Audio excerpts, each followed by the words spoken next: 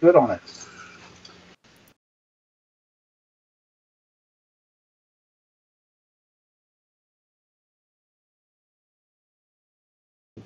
If you want to do more. Hi, everybody, and welcome to ZTV Live. Today is Tuesday, June 30th. I'm Susan Mulligan-Fleischman, and I'm so glad you're here tonight. We're excited to have Ralph Peluso, our literary editor, back, and his guest tonight is Bill Sullivan, who wrote a great book about the Mets called Long Before the Miracle, about the early 60s Mets. So baseball fans and Mets fans, please stay tuned. But first, we'd like to have a few words from our sponsors. Tonight's episode of ZTV Live is sponsored by Murphy's Grand Irish Pub on King Street in Old Town Alexandria. Murphy's has outdoor seating, limited indoor seating, curbside pickup, and delivery, with nightly specials with deals on burgers, wings, steak, and more. Happy hour runs 3 to 7 weekdays, and Mondays they have margaritas. Mention Zebra50 and buy one entree, get one 50% off. Visit murphyspub.com. And by Riverbend Bistro on Fort Hunt Road in the Holland Hall Shopping Center in Alexandria, with carry-out as well as indoor and outdoor seating. Their new summer menu is available. Be sure to check out their delicious and refreshing specialty cocktails. Riverbend is offering a special July 4th picnic basket dinner for two with fried chicken, potato salad, and strawberry shortcake. Place your orders by 5 p.m. Thursday, July 2nd. Visit riverbendbistro.com. And by The Italian Place on Wythe Street in Old Town. This woman-owned small business is where you want to place an order for your favorite authentic Italian specialties like pizza, pasta dishes, fresh Italian subs, and Italian wines. Its counter-serve store stocks all sorts of Italian goods and goodies. Visit theitalianplace.com and see their dinner specials, pizza kits, and more, and mention the Zebra for 15% off your order. Thank you to all of our sponsors. If you'd like to advertise on ZTV Live or in the Zebra Press, please send an email to ads@thezebrapress.com. Now in some local news today, there's very good news for locals. Our neighbors across the river, the MGM National Harbor and Capitol Wheel, are reopening. National Harbor has followed CDC and local guidelines for reopening. On the property, visitors will find hand washing and sanitizing stations, and of course, social distancing will be strictly followed. In addition, masks will be provided to visitors who are not wearing one. Restaurants are serving food for carryout and for dining on the waterfront. Picnic tables will be placed 6 feet apart. On Friday, July 3rd, National Harbor will continue its opening celebration with a sidewalk sale from 1 to 6 p.m. on the waterfront district. There will be food, and visitors can purchase items from retailers. See the story at thezebra.org for details. And beginning tomorrow, July 1st, Alexandria's Dash bus system will introduce a new bus tracker. That way you can always know your ride's location. The new tracker will be in beta mode for some time so that further changes and improvements can be made if necessary. The full Dash tracker will arrive at a later date. In the meantime, Dash will not replace the tracker that many riders are using currently. The company wants to make sure that everything works with the new app before relying on it completely. There will be some new features. Riders will be able to see nearby routes and stops based on their location. And there is an improved search feature where riders can start to type a location and find a close route. Best of all is that Dash Tracker will be able to show users how far away the bus is in minutes and miles. That means no more estimated arrival times. To find the Dash Tracker, simply go to Apple's App Store or Google Play. And thanks again to the Zebra News editor, Kevin DeRay, for keeping us up to date on all the top stories. And now I'd like to introduce Ralph Peluso, our literary book editor. Hey, Ralph. Welcome back to ZTV Live. Hi, Susan. How are you? I'm great. How are you doing? Great. Do you know what time of the year it is? Baseball time? Baseball's back. Yay! It's a perfect timing for the show. And my guest tonight is Bill Sullivan. He wrote a terrific book about the early Mets. And so I couldn't, being a big Yankee fan, as you know, I had to don a baseball cap tonight for my guys. Excellent. Because we're going to talk about the Mets. I have to stay loyal. Oh, there you go. And I I expect we're going to have there's Mets fans everywhere, and and you and I talked about, they are adamant. They are. And rabid. So I hope we get a nice audience out there. I agree. I hope we do too. With that, I'm going to bring Bill up on the screen. And Bill Sullivan, hello and welcome to ZTV Live. Thanks very much for having me. Susan, Ralph, Dave, the whole crew is working hard to make this happen. We are. Our executive producer, David McClure, who is irreplaceable. But with that, Ralph, I'm going to let you and Bill take it over from here. Great. Welcome, Bill. Good seeing you. Thanks, Ralph. Appreciate it. Is that you outside or? That, Dave just set that up. That's the book signing I had at Cooperstown a couple of years ago. So I just put my little placard there against the railing in the front of the lobby there. So it was part of the summer author series. And I got to speak there, and maybe 50 people in the theater. And then I had a book signing. And the first three people I made eye contact with were in the front row, and they all had Yankees hats. And I said, you guys deserve a lot of credit for being here. Well, the Yankees, as you know, the Yankees probably dominate the Hall of Fame to some degree. And they've always been well represented there. Oh, yeah. And, the tradition of the Yankee franchise is when Jacob Rubert took it over, he recognized that the product wasn't baseball. The product was winning. And that's why the Yankee tradition is always about winning, because that is the product. But that's a great segue into your book. So tell the viewers out there about your inspiration to write a book about the lovable young Mets from 62 to the time they became amazing. Boy, I guess it takes me back to when I was about 5 years old. My relatives used to always say, Billy, you always write such great letters. I always wrote handwritten letters to my relatives. So I like to write. And back in, 1960, I'm dating myself big time. My mother gave my older sister a dime so that we each could buy a candy bar for 5 cents. My sister always got an Almond Joy, and I always bought baseball cards. And probably 1960 was when I started looking at cards. 1961, 62, I started collecting them. Just fell in love with baseball. And I don't know why I fell in love with the Mets, but I did. So, don't know why. It takes a lot of credit back then. And, the Mets came across at a pretty good time in New York baseball history. Everyone knows the Brooklyn Dodgers left, the New York Giants left. The Yankees were beginning to show cracks in the facade, although they had 2 more series that they would be part of, 63 and 64, before the wheels came fully off. I think a lot of New York Yankee fans were probably recognizing that was going on. And along comes the New York Mets, filled with all sorts of characters, including the ex-Yankee great manager, Casey Stengel. And tell us a little about your perspective on Casey. Well, he was 72 years old in 1962. I think he was born in 1890. And he was retired in Glendale, California. And George Weiss and some other people convinced Casey, 72, walking every morning on the beach with his wife. And he decides to come back to Manhattan to coach a bunch of guys who had set the record for futility in 1960. They won 40 games and they lost 120. Why he returned for that, it just must have been in his gut. But as you know, Ralph, Casey was the only person to wear all 4 uniforms. Played for the Brooklyn Dodgers.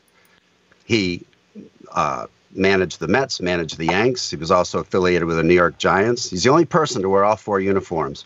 So it was just in his blood. He loved it, even at 72. So how about that?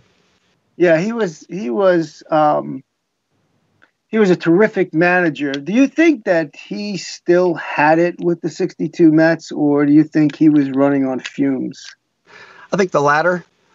A couple stories I heard. The Mets were playing the Dodgers with Sandy Koufax, and Duke Snider was ex-Brooklyn Dodger on the bench for the Mets. Casey walked up to Duke Snider. I interviewed Duke's son, and Casey walked up to Duke and said, "Do you want a pinch hit against Sandy?" And Duke said, "Not particularly." So another Casey story. It was all dramatics, with the Yankees being established, the Giants and the Dodgers having left, and the Mets were just chronic losers. He had to use drama to gain attention. Obviously, the press loved him. But Marv Throneberry, an ex-Yankee, played with the Mets in 1963. Marv was portly and not a fast runner, but he hit a gap in the Polo Grounds. The ball rolled all the way to the wall, and Marv made it to third base with a triple. But the umpire calls time and said, no, Marv's out. He missed second base. He didn't touch second base. So Casey runs out to the middle of the field to argue with the second base umpire. And the Mets first base coach was Cookie Lavagetto. And he reached out and grabbed Casey's arm and he said, "Don't bother arguing, Case. He also missed first." Yeah, the thing about Throneberry, I'm going to give you the Yankee fan perspective. He played for the Yankees affiliate out in Colorado, as you would know, Denver. And he was a huge power hitter for his 3 years in the minor league there. His swing resembled that of Mick's without the pure power, but it had, resembled the format. He held his hands low, just like Mantle. He gets to the Bronx and can't do a thing, right? So we gave our pain to you guys, but that gets me to the next question. So tell the audience your perspective on how that early team was constructed. It had some guys that had some talent, and then it had some really fading stars. So, yeah, they brought in, Gil Hodges and Marv Throneberry, Duke Snider, and they were formed in '62, but they had the expansion draft in '61, as did the Houston Colt 45s. And the Houston Colt 45s, I think they won 24 more games in '62 than did the Mets. I guess it was the Mets weren't all that successful in the draft. And figure the draft, the players that are available in the draft are the ones that no other team wanted. They were the ones that were unprotected. So that was the bottom of the barrel. So you're talking about young kids or veterans that, were past their prime. So think about that. Only 40 wins. It's just, and again, I always shook my head like, why would he leave California walking barefoot on the beach with his wife, just no alarm clock, 4 cups of coffee every morning to come back to that? My gosh, I know. It's it was amazing. One of the Mets on that '62 team, and probably a couple of years after, was Frank Thomas. And Frank Thomas struck me as a guy who never made the postseason, but was always that close. He left the Pirates in '58, so he missed the '60 series. He left the Cincinnati Reds, I think, in '59, so he missed the '61 series.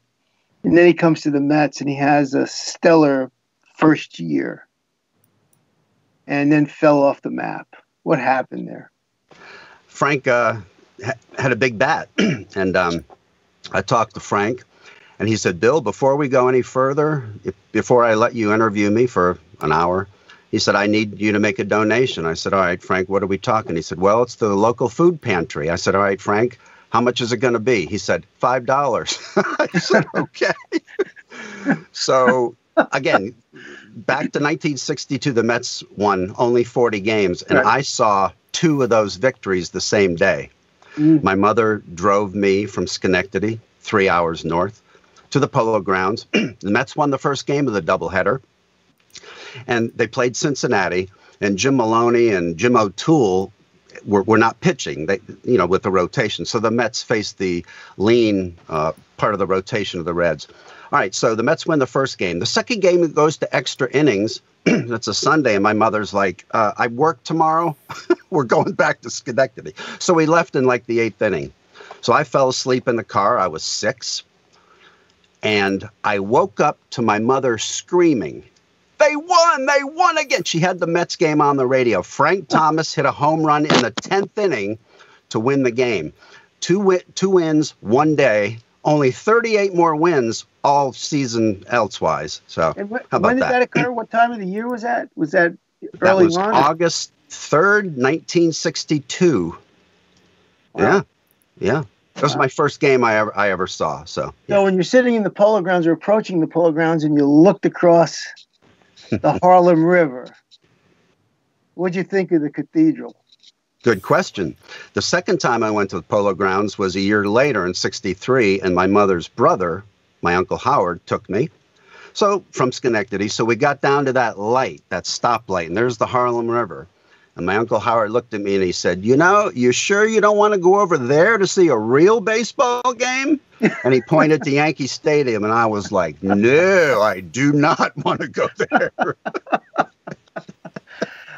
Yeah, well, that you missed your chance. Have you ever been to a game at the stadium? I went to one Yankee game in my life, and it's the only time I ever got a ball. I was in the Monument Park area watching batting practice, and a ball came bounding in there, and I got the ball, and I thought, hey, this is great. And a New York City policeman said, you got to give the ball back. And I'm like, oh, come on. So I wheeled up, and I tossed him the ball back. But, went to Yankee Stadium once. Once. Wow. Wow. So what do you... As you said earlier, the Colt 45s didn't suffer as badly as the Mets. The Mets were, 40 and 120. There have been some other teams that have had some miserable records. But the Colt 45s seem to have fared a whole lot better. And was that attributable to the pitchers that they drafted? Because the Mets had, I think, two 20-game losers and a couple of 17-game losers. And they weren't bad pitchers. So what do you think the difference is there? I don't know. And we chatted about that last week on email. So I Googled the 62 Colt 45 roster, and nobody on there was a star. I looked at the pitchers and nobody stood out.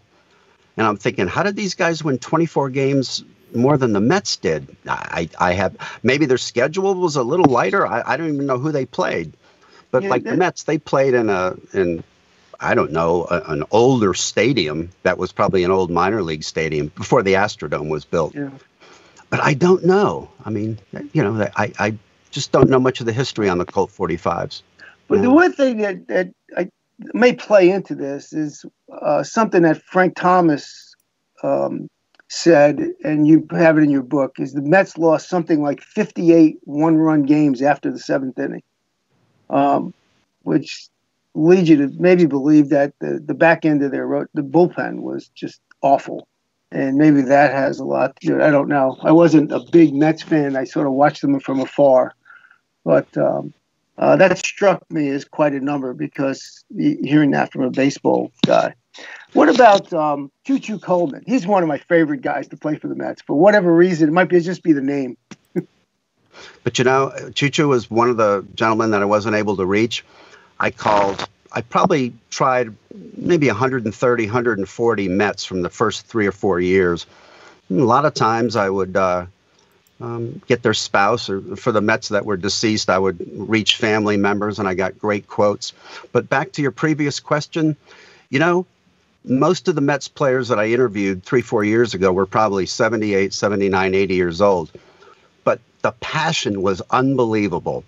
We'd be talking and they'd say, yeah, Bill, the count was 2-2. It was early July. It was pretty hot. The wind was blowing. What? They're recounting something from 50 years ago to the detail. And the first pitch was a little high and outside. And I'm like, you got to be kidding me. The passion was unbelievable, despite the record and despite losing. And Ron Hunt was my favorite Met. Yeah. And he told me losing games didn't make us losers. No. If memory serves me, they drew almost 1 million that year. I guess they were popular. The Giants fans and the Dodgers fans thought, hey, the Mets took their colors from each team and they played in the Giants park. And there were some National League diehards that, didn't want to root for the Yanks. Yeah. So And the sympathy vote kicked in. Yeah. What about Ron Hunt? I think he's a favorite of a lot of Mets fans. What are your thoughts on him? Ron Hunt played second base, and that's why I played second base as a kid in Schenectady. And I called Ron very gruff. And I had met Ron in 1983. I covered an old-timers baseball classic in D.C. RFK Stadium for Associated Press. And we had a rain delay, so I went down in the locker room, and on one bench, there was Sandy Koufax, Juan Marichal, Robin Roberts, and Bill Mazeroski, 4 Hall of Famers. So I interviewed Jim Honachek, the umpire, and I interviewed Ron Hunt. So I come back upstairs, and my boss says, "You had 4 legends, and you're getting quotes from an umpire and a New York Met from '63? So, pretty ridiculous. So I called Ron, and Ron, very, very gruff, and he says, "Well, there's got to be compensation. If you want to make money on your book, then I will." And Ron wanted pretty high stipend, but we agreed on $200, so I sent him $200. And we talked. And then he invited me out to his home, and I said, "Yeah, I really appreciate the offer." And he said, "No, I want you to come out to my home." He kept pestering me, and I finally said, "I'm coming." He lives in Wentzville, an hour west of St. Louis, has a huge farm. And I went out there, and what a Ralph, think back to when you were 6 or 7 years old, okay? And who did you just worship on the Yankees? And then think about spending a weekend at that guy's home. Just unbelievable. Wow. Yeah, we went fishing. We had a blast, and real gruff on the outside, rough type guy. And before I left, he kind of gave me a hug, and he said, "Jackie, take a picture. I want to get a picture with Bill." Just great. Was he still black and blue? What's that? Was he still black and blue? Yeah. I said, "Ron, how did you stand in? How did you crowd the plate against guys like John Drysdale, who were not afraid to brush you back?" And he just looked at me and gave me an expletive deleted. And I said, "Good for you. I wouldn't have had the guts to do that." How many times he tried? But I play baseball now in an adult league in the D.C. area, and I pitch. So I'm a pitcher, so I'm a below average hitter. So I told Ron that. So Ron was giving me hitting tips in the living room, and his wife Jackie from the kitchen is like, "Not in the living room," with all these, dishware all over. He's barefoot, and he's giving me tips. And here's a guy who had, 272 career batting average. He was the first Mets player to start in an All-Star game, 1963. 1964, Shea Stadium. Yeah. So how many times was he hit in his career, do you know?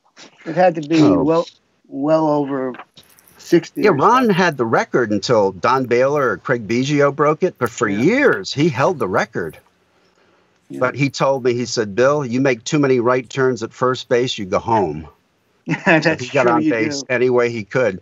But about Ron, if you want to hear a little bit more, he was, I think, 22 years old, and Casey was 72. He got a 50-year age difference. And Ron was tired of sitting the bench and went up to Casey and he said, I'm not a bullpen catcher, and I'm not a bench rider. I want to play." And Casey said, "Son, you think you can play for me and start?" And he said, "Yes, sir, I do." Next day, he got 2 hits, got in the game, and started. And 1 year later, he started at second base for the National League in the '64 All-Star game. Right. How about that? He was the first of the quality players I sort of remember with the Mets at the time. Of that whole bunch, who was the guy with the biggest the biggest personality character? The guy that typified the Lovables. Oh boy, they all had different stories. Remember Galen Cisco? Yeah. Galen Cisco was a pitching coach for quite a while, I guess, but he pitched both ends of a doubleheader for the Mets in '63, and he was one of those 20-game losers. Both ends of a doubleheader. No such thing as pitch counts. You know what Casey's told them between games? Don't warm up. That would be what Casey would say. And Galen played football at Ohio State for Woody Hayes. Yeah. All right. But, Now, who was the worst of the bunch? You know, because some of them were pretty bad baseball players. Oh, boy. You know, a lot of these guys had career averages of like 220. I mean, remember Ed Brinkman with the Senators, Mark Belanger with the Orioles? They started and they hit like 217. Yep. But, you know, they were so glad. That's probably why they talked to me for an hour, hour and a half.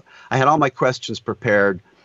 And you figure you're 78 years old, 79, and they're not Mickey Mantle. They're not Paul O'Neill, Bernie Williams, Thurman Munson. Take all the Yankee stars who probably get, you know, Christmas cards and letters, fan mail.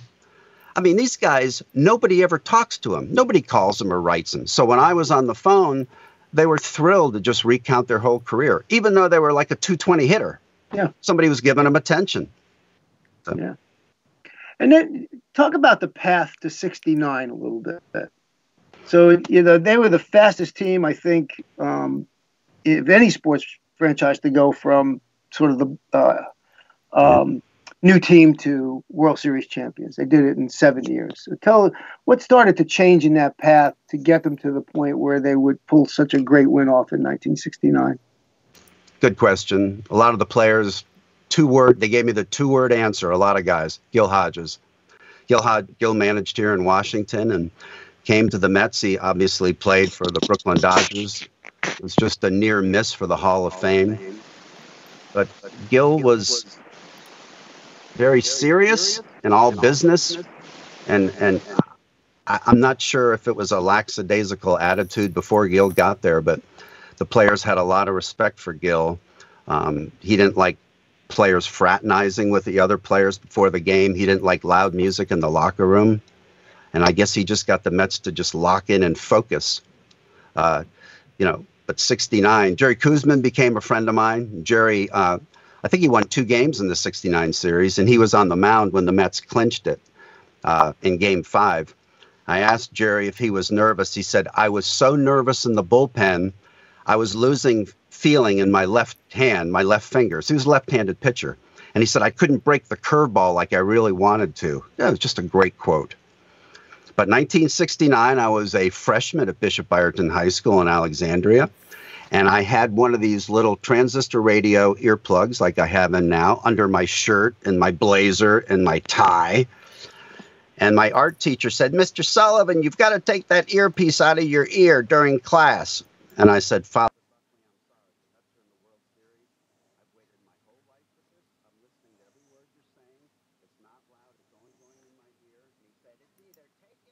our detention. I was 14 years old. I said, I guess you're going to have to write me a detention slip. So after school, I had to go to detention. I sat in the very back of the room. I went in the men's room before, got my transistor radio, got my earpiece, and just sat like this in detention the whole time and listened to the game. So, but yeah, 69, big thrill for Mets fans. Excellent. You are on with me right now, Bill, because we lost Ralph for a second, but I know that he's going to try to get back in. I'm going to read you a couple of questions. We had Shelly Kashuda is watching the broadcast, and she wanted you to tell the story of Andre the Giant versus Chuck Wepner. Oh boy.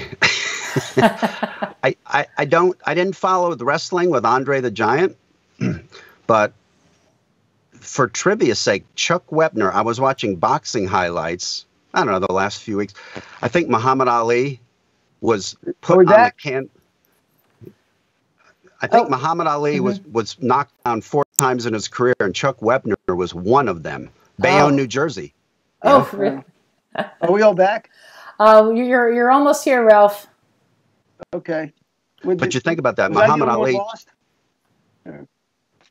Hang on. I'm sorry, Bill. Ralph, hang on one second. Go ahead, Bill. What was that about Muhammad Ali? Well, he was a dominant fighter from 1964 when he knocked out Sonny Liston. Just throughout the 70s and early 80s, he had an incredible record. Great reflexes, great left jab, great footwork.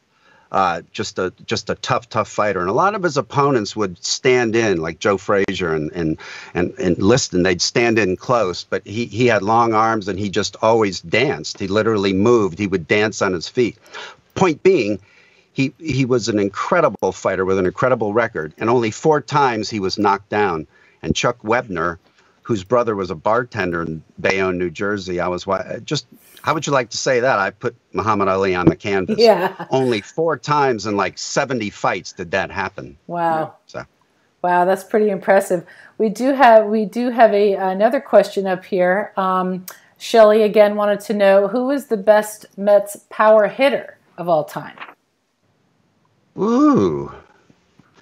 Well, you have Dave Kingman. I think Dave Kingman has like 486 career home runs. 500 usually was the magic number that got you in the hall, like 3,000 hits. Dave played for a lot of teams, was traded, was kind of just basically a power hitter, average fielder, not very fast runner. Then you had Darryl Strawberry in the 80s, who just had incredible skill, tall, slender, and it had a swing that a lot of people compared his left-handed swing, to Ted Williams. Yeah. Mm-hmm. Gary Carter was another one who could stroke it long, played with Montreal before he came to the Mets as a catcher, Hall of Fame. The Mets have been around for many years. So, yeah, there's... Good. Hey, Ralph, so Ralph, you're here. We don't have your picture, but we have you on audio, right? Great. I don't know what happened. Was that at my end or? I have no idea. I'm trying to get you back on here, but it may be on your end. But why don't you take it? I'll let you continue with it from here. Oh, wait a minute. Let me try it. How about that? Oh, there you are. Yay. Okay. I don't know how I got lost originally, but anyway, I'm glad to be back. Yeah, you found your way. Okay, guys, I'm letting you take it over. All right, so we're gonna move to the next part of the show, which will get the audience more involved. We have 3 trivia questions and the winners, and anyone can win, even if you've won before, for an autographed copy of Bill's wonderful book, long before they were amazing. And we're going to talk about, and we'll have our character association. So we've got some interesting stuff coming up. So the first trivia question is, which team in professional baseball history, that means it'll include the non-modern era, has the worst all-time record? And so Bill, what do you think about these players, in particularly the first one, which is Babe Ruth? Could he have played with the Mets as an aging star, and what would his impact have been? And could he have had that personality to play with the Mets early on? And in 1914, early on, he was a pitcher. And he was a great pitcher. Go. The answers would be yes, yes, yes, and yes. I mean, looking at the Mets roster, I think they brought Gil Hodges and Duke Snider and for namesake, and they had incredible careers. But, anybody could have helped the Mets with average or above average talent. Yeah, easy. Yeah, Ruth is one of a kind, but he could have brought that character, like, I'm part of the Mets and I'm as big as life, and as well as the talent, both hitting and pitching. The next one is... Hang on. I'm sorry, Ralph. Can you repeat the question for the first trivia question? Which baseball team has the worst all-time record? And that's both in the pre-modern era and the post-modern era. Okay. For baseball historians, the National League existed prior to 1903, and it goes back into the late 1800s. So you've got some years to deal with in there. The second character, he played for the Yankees for a while, Nick Swisher. Nick Swisher, yeah. I just can't think of any player who would have been a detriment to the Mets roster in the early days. It was a collection. Richie Ashburn was a good player from the Phillies. He was the Mets' very first All-Star in 1962. But outside of 1 or 2 players, a guy like Nick Swisher could have been the star of the team. you know, he could have been an all-star for the Mets early on because the Mets were so lean. You know, they really didn't have anybody. And the names that they had, Snyder, Throneberry, Hodges, they were, you know, they were on fumes on their career. They had their day. So it was Swisher was certainly a clubhouse presence. I mean, he was with the Yankees. He broke the tension a lot of the times, and again, he kind of had that personality to fit in. And the next one, he actually played for the Mets. But as he got older, you know, he went. I think he slipped from greatness to more kind of funny, and that's Bartolo Colon. You know, Bartolo Colon, how many wins does he have? I mean, you know, there's a borderline Hall of Famer with the amount of wins. And he talk about portly, like CC Sabathia, but he still could pitch. And I don't know what was in his mid-40s, he still had it. Yeah. And when he hit the home run last year, that was just incredible for a pitch. First homer he ever had in 25 years or something. Likeable guy, easy to get along with. Respected, veteran, knew the game, still had his skill at 45. I would think everybody would look up to Bartolo. Yeah. I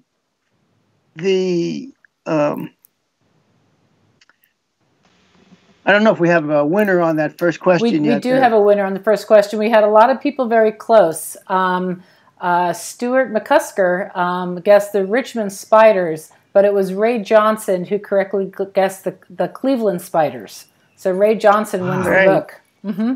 Ray Johnson from our Chicago contingent. Can I ask you a question, Ralph? No, let me get through these first. Okay, I got one. Okay.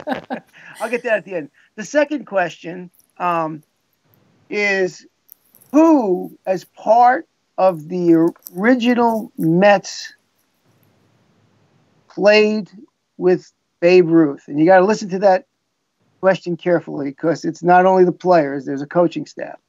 So who is part of the 62 Mets that played with Babe Ruth? So after we get through the characters, I'll field your question. So the next one is my favorite, is Jose Canseco. And I think we have a picture of him where he was attempting to catch a fly ball. It hits him in the top of the head and bounces over the fence for a home run. So, Jose, go. As far as what would he do on the Mets? Yeah. Oh, boy. I mean, you look at Jose, talk about well-proportioned. My goodness. And he had a real sweet stroke for a big bruiser type body. There's a guy who has 400 and some homers, I think. Yeah. Handsome guy. I think he had a good arm. I think he was in right field, and that's your best outfield arm is in right, even though maybe his catching skills weren't great. But he and McGuire, there's your, to use a cliche, matinee idol, like Lee Mazzilli, very handsome dude. So, yeah, New York would have loved that. Sure. Could you imagine the corner outfielders in the Mets being Canseco and Swoboda?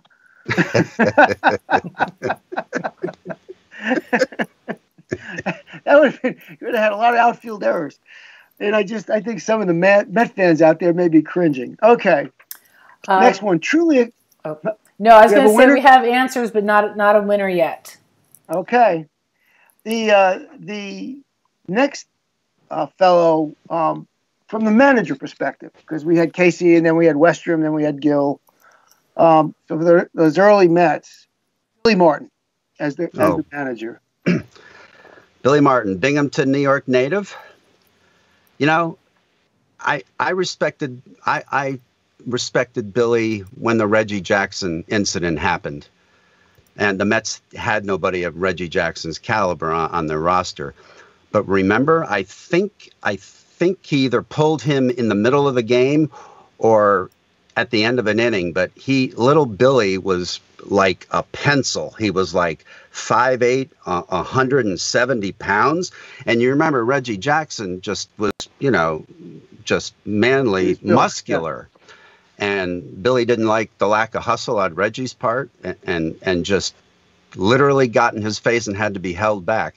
But it was like, if you're going to play for the New York Yankees, you're not going to play that way. And he didn't care how many home runs or if he was Hall of Fame bound. I loved Billy Martin ever since that moment. Stood on principle. would fight for it, would represent the team, the organization, baseball. I think that's great. Whereas maybe a lot of coaches or managers would let a star kind of do his thing, don't ruffle his feathers, let him do his thing. Billy didn't feel that way, and I respected that. I remember watching that game, and Reggie hit a ball. I forget if it was a pop-up or a ground ball right to first, and the guy stepped on the bag, and Reggie took about 6 steps and went to the dugout, and Martin let him go. It was a nationally televised game, too. I know. Yeah. He lets him go to the outfield, and then he pulls him back in. I think that was his only mistake. He should have benched him before embarrassing him, but that's that's a different issue. Yeah. Ralph, and the final one. Oh, I didn't know. Excuse me for interrupting again. I didn't know if you wanted to give a hint, because we do have several guesses of, let's see, Joe Ginsberg, Casey Stengel, Jumpin' Joe McGillicuddy, Solly Hurnis, Don Zimmer. All of those are no's. He was a pitching coach. Okay, I'll let you know if we get more guesses in. Go on. Yeah. So. And then we've got one more question, and one of my favorite characters, manager again. We'll stay with the manager theme here for a second. Knowing his personality, and I've actually met Joe Madden. I've met Joe Madden and Don Zimmer, and is Joe Madden. How would he fit into those early Mets and trying to mold them? I think Joe's very successful with Tampa and with Chicago, and I don't know a lot about Joe Madden, but his style works. Just now, how would it work with the 62 Mets? I don't know how many stars he had in Tampa, but with Chicago, he had a lot of players. Yeah. So you hear the expression "good players," good players win championships, and I don't know. You could take Connie Mack or Tony La Russa, any manager on an expansion team like the Mets or the Colt 45s. I just don't know how much their intuition or their mindset would make a difference if the talent's not there. Right. Yeah. We got a winner. Sorry to interrupt. Kelly McConomy came up with red roughing. That red roughing is the correct answer. And the last trivia question is, and this is an easy one. Even I could have gotten it. Who hit the first home run for the Mets? So I wanted to talk about Ron Swoboda a little bit. Okay. He was kind of a big guy. A lot of us thought he had power, but he really never had the power numbers. But he added so much to that 69 team. What are your thoughts? Well, Ron and I used to talk frequently years ago, and he said, I didn't appreciate Gil Hodges then when I played as much as I should have. And there was an article recently, I read that, because Gil platooned Ron Swoboda with Art Shamsky in right field. So Ron's playing time was decreased, and I think he was a little upset about that. But as the years passed, Ron came to respect everything that Gil stood for. In the 1969 World Series, Orioles and the Mets, Ron Swoboda was the only Maryland native, and he was from Baltimore. Oh, wow. That. Yeah, so, he was quite the guy. I imagine we have a winner already. We do. We just got the winner now. Stuart McCusker said Gil Hodges. Stuart's a big Met fan. He is. He is. He's a very big Met fan. Way to go, Stu. Way to go, Stu. Anyway, what was your trivia question for me? Okay. Well, this is directed to our host with the Yankee hat on his head. And I think Susan may appreciate this, being from northern Jersey. Okay, you ready? Yeah. Okay. I don't know how many players played for the Chicago White Sox and the Chicago Cubs or the Yankees and the Mets, but to this day, I don't think you make that transition all that smoothly. I went to school in northern Illinois, and I had buddies who were Cubs fans and White Sox fans. And there were a couple times when things got a little testy. They'd be in the middle of a card game, and you'd hear the cards hit the table, and they'd walk out, and whoa. So anyway, somebody going from the Mets to the Yanks or vice versa, it's still one of those things like, geez, is this going to work? Okay, so see if you know this answer, Ralph. Who was the first person to play for both the Yanks and the Mets?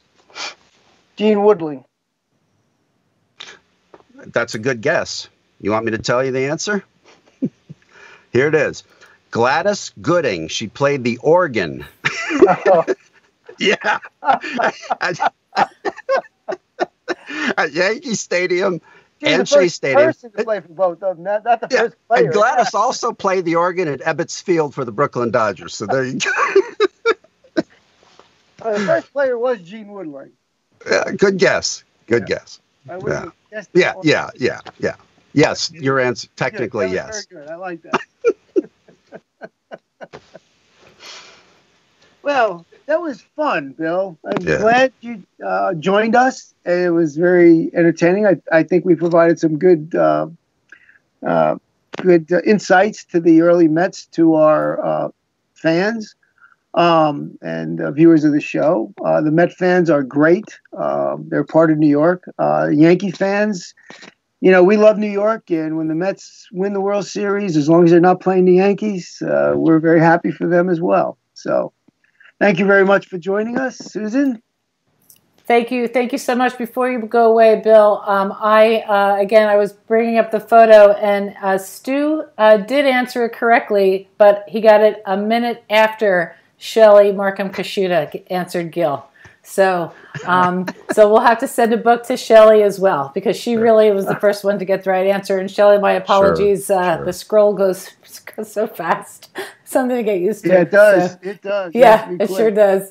But which is great, because it means that everybody is engaged and really listening to this wonderful conversation between you two guys. Who doesn't love baseball? It's just been a wonderful trip down memory lane about all the Mets. So Bill Sullivan, thank you so much for joining us. And Ralph Peluso, again, thank you so much for another fantastic interview. And we'll see you in 2 weeks. See you in 2 weeks. Okay. And it's Paul Aronson, and he has 2 books. I closed it, Too Many Eyes. It's memoirs of his uncle and his service to our country during World War II as a medic. And then he has a second one, I Milked Too Many Goats, which I think is the story of his grandmother coming here from Norway, I think. So it'll be a very, very interesting article. I can't wait for that one. It'll be fantastic. A lot of fun. Well, that's great. Well, we'll be right here in 2 weeks. So thank you so much. And so we will say bye-bye for now. And thank you. Yep. Thanks, Bill. See you. Thank you, guys. Okay, everybody. Thank you so much for watching ZTV Live. This is Susan Mulligan-Fleischman, and I'm signing out. Oh, before I do, tomorrow night, please join us. Jane Collins will be here for her 10 questions with Jacqueline Tucker, who's the Race and Social Equity Officer for the City of Alexandria. That should be a great show. And then Thursday night, Virginia Amos will be back, and she'll be speaking with Joanna Rubini of Rubini Jewelers in Old Town. So please join us for both those shows. So for now, we'll be signing off, and please remember to be the good news in someone's life. Great.